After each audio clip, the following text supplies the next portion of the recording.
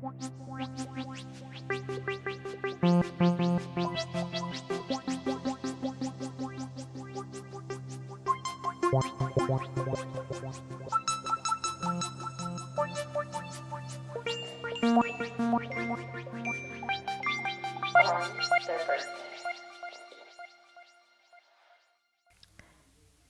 y'all, welcome to On Their Birthday. I'm your host, Brooke, and I just want to say welcome to not just you, but me as well. This is our first ever episode, and I am so excited to finally start partaking on this adventure. I am starting this in hopes to get to know more about people and how they work and how they became who they became and how they influenced us. As we get to know more about people, I'm so excited for us to get to know more about each other and ourselves. So I hope you stick around and I hope you enjoy our very first episode. We're going to be talking about Elvis Presley. Now, I could have talked about him for hours. There was so much material on him that I researched that I had to shorten and get the good stuff and try my best to give you all the things that you need to know about Elvis without giving you too much of an earful. So, with that being said, if I miss out on any of your favorite Elvis details, feel free to write in to our email suggestion. Our email address is going to be ontheirbirthday@gmail.com. No spaces, no dashes, no nothing, just ontheirbirthday@gmail.com. So, with all of that being said, I'm so glad you're here and willing to listen. I hope you stick around, and we'll go ahead and get started with our very first On Their Birthday. Elvis Aaron Presley was born January 8, 1935 in Tupelo, Mississippi, to parents Vernon Elvis Presley and Gladys Love Presley. His twin brother, Jesse Garon Presley, was born just 35 minutes before him, but unfortunately was stillborn. Because of this, Elvis formed a close bond with his mother. Vernon, his father, showed very little ambition in his work, so he frequently hopped around jobs, and his family relied on government assistance. Eventually, Vernon caused the family to lose their home after he was found to have altered a check. So Gladys and Elvis moved in with relatives while Vernon was being jailed. In September 1941, Elvis was only in first grade when he entered his first ever singing contest. On October 3rd, 1945, he had his first ever public performance. He played the song Old Ship by Red Foley, as you heard just a moment ago. And he recalled placing fifth. On his birthday a few months later, his parents got him his first ever guitar. However, Elvis was really hoping for a rifle or a bicycle. But nevertheless, he began taking guitar lessons over the next year from two of his uncles and the family's pastor. In September 1946, Elvis started attending a new school and was known for being a real loner. The next year, he started bringing his guitar to school every day, but now, instead of being known as a loner, he was the trashy kid who played that quote-unquote hillbilly music. But he kept playing because he was crazy about music, as described by a friend.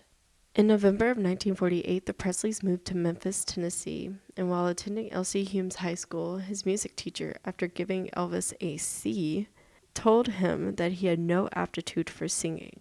So he decided to bring his guitar and play the recent hit at the time, Keep Them Cold, Icy Fingers Off Me, to prove to her that she was wrong. But she still stood firm in her opinion of him. During his junior year at the high school, Elvis began to stand out because of his appearance. His sideburns styled with rose oil and Vaseline. When he found free time, he would travel to Beale Street, where Memphis's blues scene was thriving. B.B. King recalled that he had known Elvis before he was famous because they would often run into each other here on Beale Street. Elvis would look at the clothes by the Langsky brothers and hope for them to be his, and by his senior year, they were. Elvis had no formal music training and learned to play by ear, not knowing how to read music. He listened to the regional radio stations that played what was known as quote-unquote race records, which were spirituals, blues, and the modern sound of rhythm and blues. And when Elvis graduated high school in June of 1953, he had already decided music was his future. That following August, Elvis went to Memphis Recording Service to pay for a few minutes of studio time to record My Happiness and That's When Your Heartache Begins. His intention was to gift it to his mother for her birthday and to possibly even see what he sounded like. After recording, Sam Phillips, the boss at the studio, who later started Sun Records, asked his secretary to take down his name. Alongside it was her own commentary. Quote, "Good ballad singer. Hold." End quote. Phillips asked Elvis to sing as many number one hits as he knew, mostly from black musicians at the time, as that was his focus for his record label's desired sound. Late in the evening of July 5th, about the time everyone was going to call it a night, Elvis got his guitar once more and began playing Arthur Crudup's That's All Right. Phillips began taping this because this is what he had been looking for. 3 days later, the recording was playing on the radio, interested listeners calling in to ask who this kid was and what race he was. His trio, made up of Elvis, Scotty Moore, and Bill Black, performed publicly for the first time on July 17th, and by the end of the month was opening for Slim Whitman. This is where Elvis's Rubber Legs were premiered, a signature dance move created by nervousness and rhythm. Over the next few months, the trio played regular gigs, and Elvis began to feel more and more confident on stage. On October 2nd, Elvis made his first and only Grand Ole Opry appearance, said to have not suited the program. In November of 1954, Elvis performed on Louisiana Hayride, the Opry's rival. This show, broadcasting from Shreveport, Louisiana, reached 28 states on 198 radio stations. In his first set, Elvis had an attack once again with nerves, which resulted in a less than good audience response. But the second set was much more composed and energetic, drawing an enthusiastic response. After the show ended, Elvis was booked for a year's worth of Saturday night appearances. He bought a new guitar and his trio set off on more performances. In early 1955, Elvis's frequent appearances on Louisiana Hayride gained him attention from Colonel Tom Parker, who was known as the best promoter in the business at the time. He was currently with the new number one country singer Hank Snow and had booked Elvis as the opener on his February tour. However, because of this tour, he began falling down on his Hayride appearances, which resulted in less radio playtime. Most other radio stations would not play his music either because he sounded, quote, too much like a black musician, end quote, or he was, quote, too hillbilly, end quote. Thus the term rockabilly was made. At the Country Disc Jockey Convention in November, Elvis was still voted the year's most promising male artist.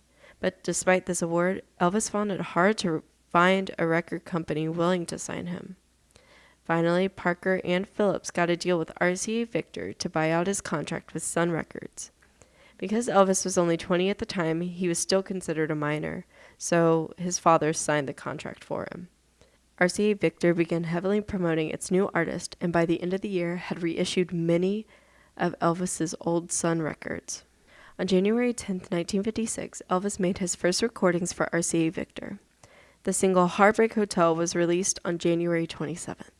On January 28th, he performed on CBS's stage show and stayed to record in RCA Victor's studio in New York. These sessions produced 8 songs, including a cover of Blue Suede Shoes. In February, Elvis's old manager had his contract terminated, and by March 2nd, Parker had become Elvis's manager. Elvis's self-titled debut album was released on March 23rd with a wide variety of tracks, including 2 country songs and a bouncy pop tune. He was credited to not just re-recording and covering songs by black musicians, but known for reshaping them, making the guitar the lead and not piano. This album became the first rock and roll album to top the Billboard charts, holding its position for 10 weeks. On April 3rd, Elvis made his first appearance on the Milton Berle Show. A few days later, he took flight to Nashville to record, but the experience left the whole band shaken when an engine died and the plane almost went down.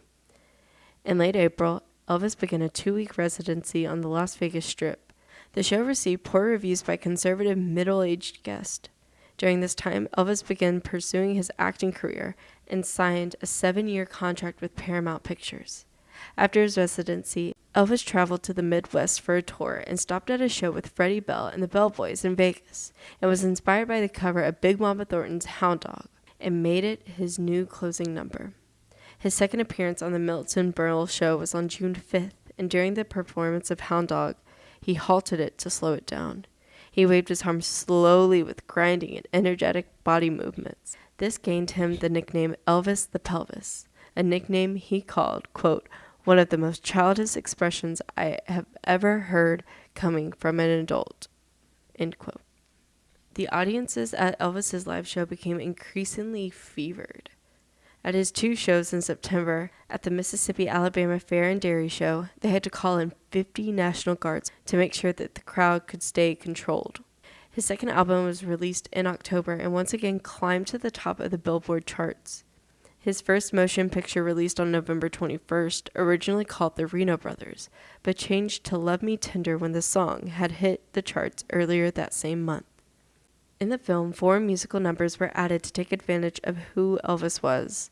While the film did well at the box office, it received nearly opposite feedback from critics. On December 4th, Elvis popped into Sun Records where Carl Perkins and Jerry Lee Lewis were recording and having an impromptu jam session with Johnny Cash.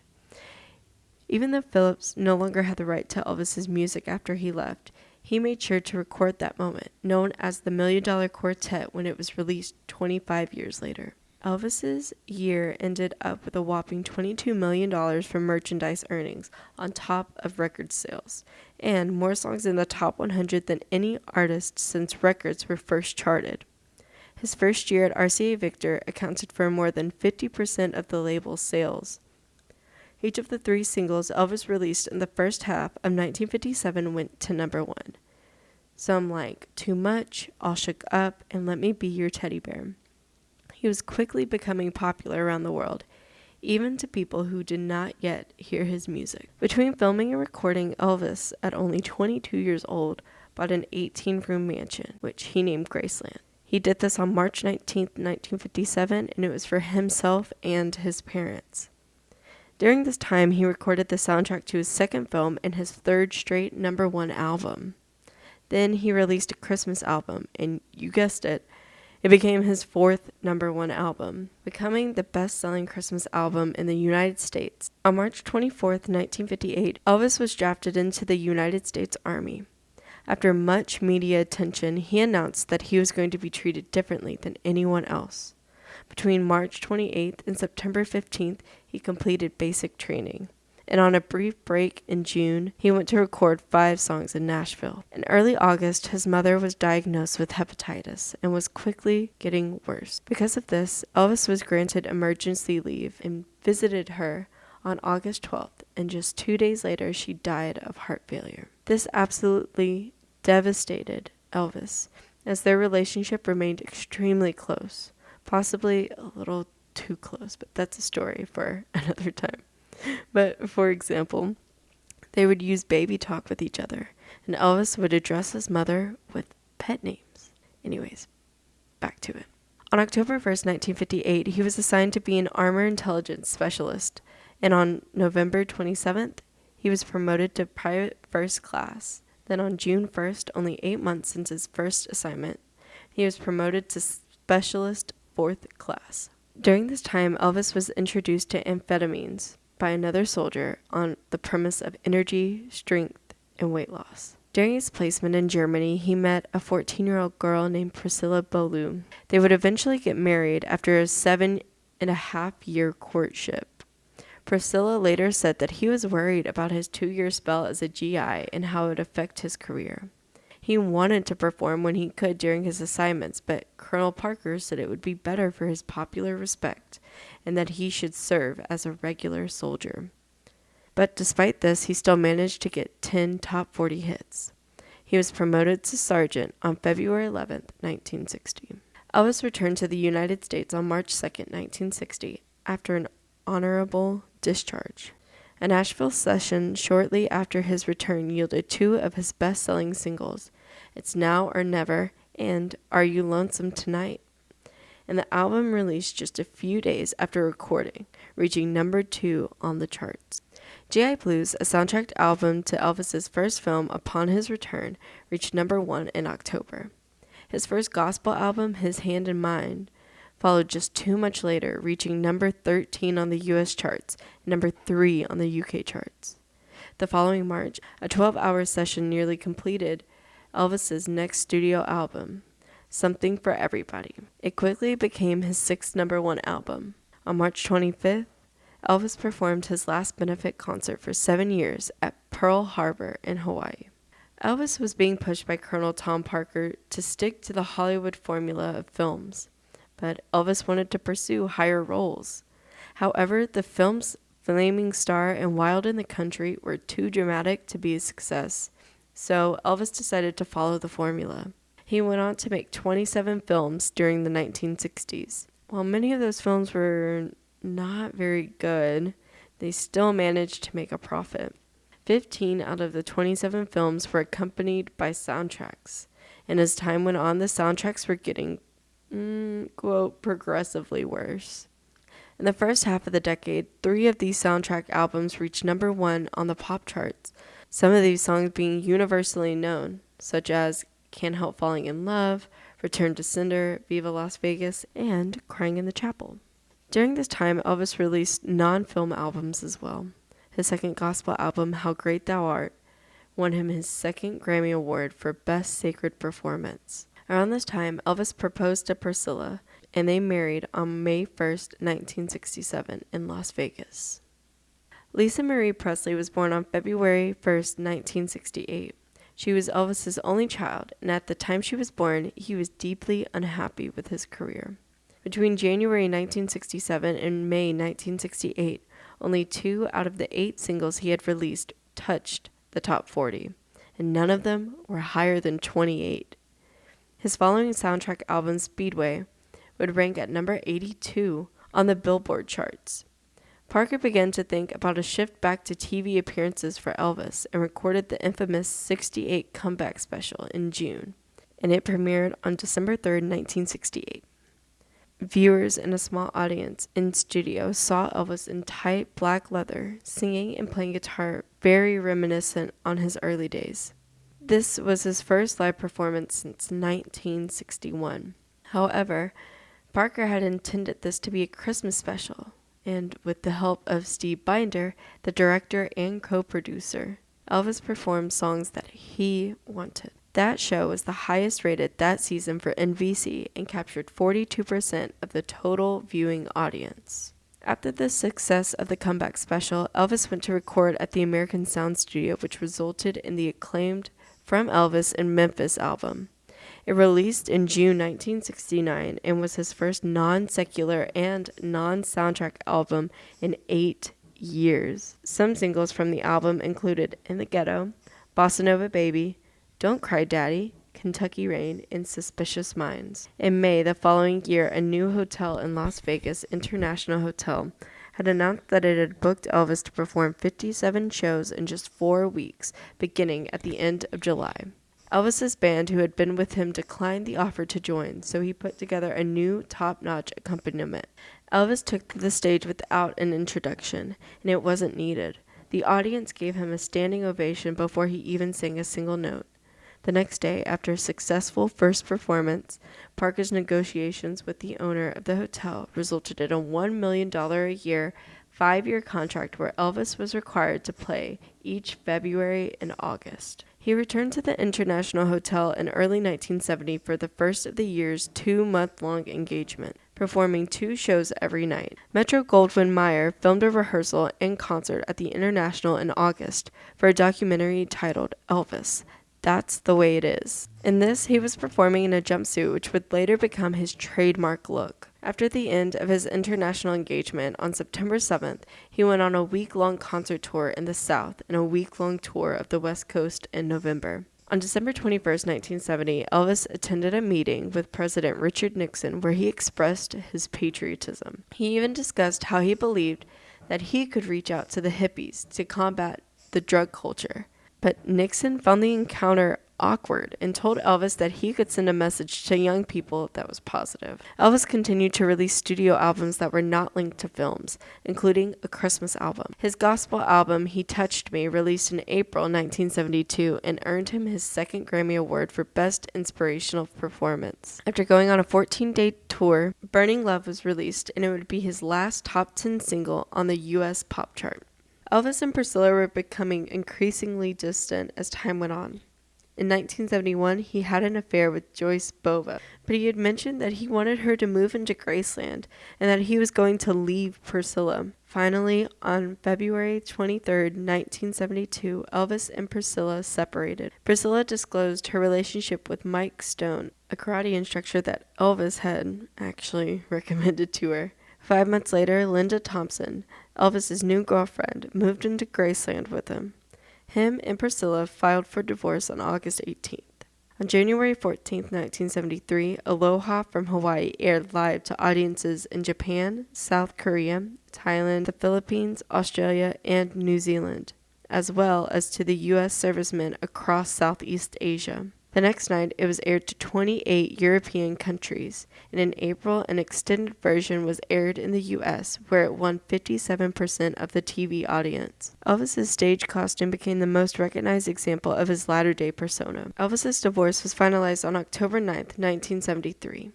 At this time, Elvis's health was noticeably declining. He had spent 3 days in a coma in his hotel suite. Towards the end of 1973, he was hospitalized from the effects of epethidine, a known opioid. Despite these health scares, he managed to perform 168 concerts, his busiest schedule yet, and still wanted to pursue the same intensive tour schedule in 1974. His condition continued on the decline. In September, his keyboardist is quoted to have said, "He fell out of the limousine to his knees. He pushed people away who tried to help. He walked on stage and held onto the mic for the first 30 minutes like it was a post.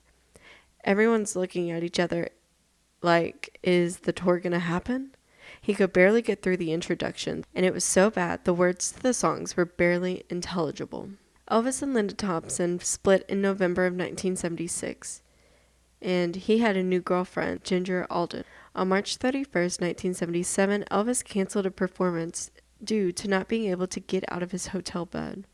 A total of 4 shows had to be rescheduled. He tried his best to stick to his touring commitments despite his failing health.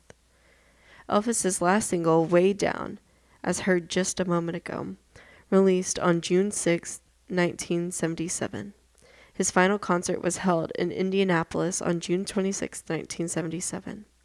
The book, Elvis, What Happened, was published on August 1st. It was the first book to expose details of Elvis's years of drug misuse. By this point, he was suffering from glaucoma, hypertension, also known as high blood pressure, liver damage, and an enlarged colon. On the evening of August 16, 1977, Elvis was scheduled to fly out to begin another tour. But Ginger discovered him unresponsive on the bathroom floor of his Graceland mansion. The attempts to revive him failed, and he was pronounced dead at 3:30 p.m. He was only 42 years old. Elvis's cause of death is believed to have been caused by polypharmacy, a condition caused by taking multiple medications for one symptom. He was said to have had 14 drugs in his system, 10 in excessive quantities. Many still speculate that his actual cause of death was cardiac arrest due to an enlarged heart and had nothing to do with drugs. Most people believe both, that his violent heart attack was exacerbated by the drugs he had been taking. Elvis was known as the central figure in the development of rockabilly, but he is known to have recorded and made records that were in more than just one genre.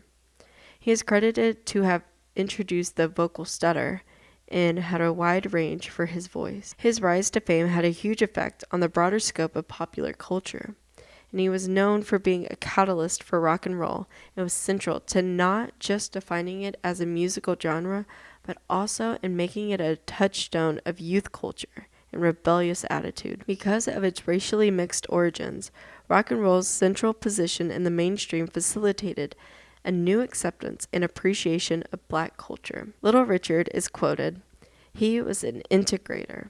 Elvis was a blessing. They wouldn't let black music through. He opened the door for black music. Elvis's name, image, and voice are still recognized around the world. In many polls, he is recognized as one of the most important music artists and influential Americans. John Lennon of the Beatles said that nothing really affected me until Elvis. And Bob Dylan described his first sensation of hearing Elvis as like busting out of jail. As of this recording, Elvis still holds the records for most songs charting the Billboard's Top 40, 115 songs, and Top 100, which was 152 songs. The Recording Industry Association of America credits Elvis with 146.5 million certified album sales in the U.S., which is third all-time behind the Beatles and Garth Brooks. He holds the records for the most gold albums, 101 to be exact, and his 25 multi-platinum albums behind the Beatles' 26. As we remember Elvis on his birthday, let's not ever forget that first and foremost, take care of yourself before anything else. Elvis's work ethic is one to be inspired by, but don't let it get you too low to get